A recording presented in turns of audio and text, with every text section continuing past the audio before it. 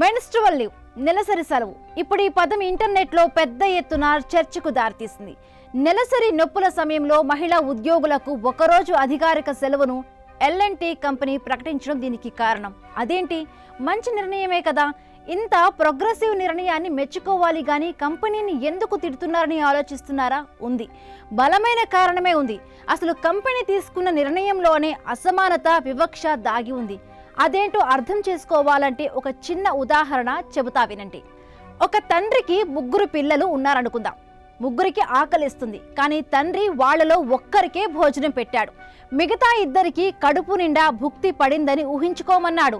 ఇదే L&T company కథ.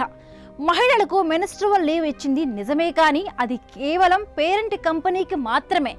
L&T అనుబంధ కంపెనీలో పనిచేసే మహిళా ఉద్యోగులకు ఈ నిర్ణయం వర్తించదు. అదేంటి, అనుబంధ కంపెనీలో పనిచేసే మహిళలే కారా? వాళ్ళకి నెలసరి నొప్పులు ఉండవా?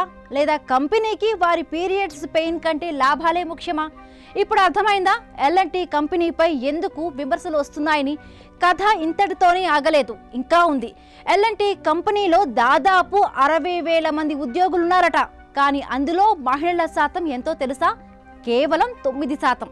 ఇది సోషల్ మీడియాలో చాలా మంది యూజర్లు చెబుతున్న మాట. ఉద్యోగ నియామకాల్లో మహిళలకు ప్రాధాన్యత ఇవ్వని కంపెనీ ఇప్పుడు మహిళల కోసమంటూ, మహిళలే ముఖ్యమంటూ, విమెన్స్ డే గిఫ్ట్ అంటూ మెన్స్ట్రువల్ లీవ్ను ప్రకటించడం విడ్డూరంగా ఉందని ప్రధాన విమర్శ. దీన్నే టెకోనిజం అని పిలుస్తున్నారు. ఇంతకీ టెకోనిజం అంటే ఏంటి? ఒక చెట్టు నాటి అదే అడవి అని చెప్పటమే టెకోనిజం. ఒక్కరోజు నెలసరి సెలవు ప్రకటించి మహిళా సాధికారత సాధించడం అనేది టెకోనిజం. ఇదంతా ఓ గ్లామరస్ PR స్టంట్ అని చెప్పొచ్చు. ఇది ఒక సినిమా పోస్టర్ అని చెప్పొచ్చు. అసలు సినిమా మాత్రం వేరే ఉంటుంది. ఒక్కసారి ఫ్లాష్ బ్యాక్ వెళతాం. ఇదే L&T company chairman SN Subramanian జనవరిలో ఏమన్నారో గుర్తుందా? మీ భార్యను ఎంతసేపు చూస్తారు? ఆదివారం కూడా పనిచేయండి, వారానికి 90 గంటలు పనిచేయాలి.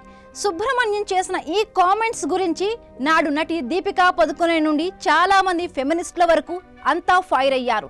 మీ భార్యను ఎంతసేపు చూస్తారని చేసిన కామెంట్ వెనుక ఎంతో వివక్ష ఉందని వారి అభిప్రాయం.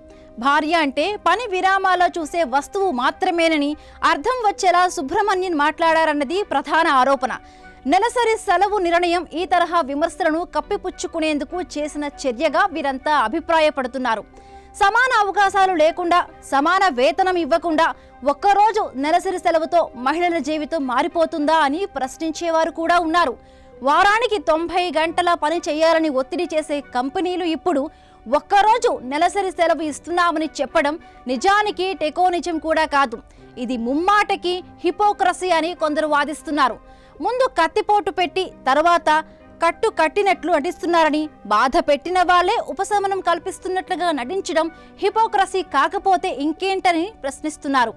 కానీ నిజానికి సుబ్రమణ్యన్ సూచించిన 90 గంటల పని కల్చర్ విధానం సమాజంలో ఎవ్వరికీ సాధ్యం కాదు.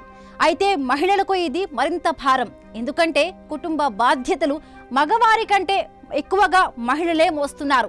కుటుంబ జీవితం, ఆఫీస్ జీవితం కూడా వ్యక్తిగత జీవితాన్ని వదులుకునే మహిళలు ఎక్కువగా కనిపిస్తారు. ఆఫీసు నుండి ఇంటికి వచ్చిన తరువాత కూడా ఎక్కువగా పని చేసేది మహిళలే. అలాంటి మహిళలు L&T కంపెనీలో కూడా ఉంటారు కదా. మరి ఒకవైపు వారానికి 90 గంటలు పని చేయాలని చెప్పే కంపెనీలు, మరొక వైపు నెలసరి సెలవు ప్రకటించడం విడ్డూరమే అనిపిస్తోంది.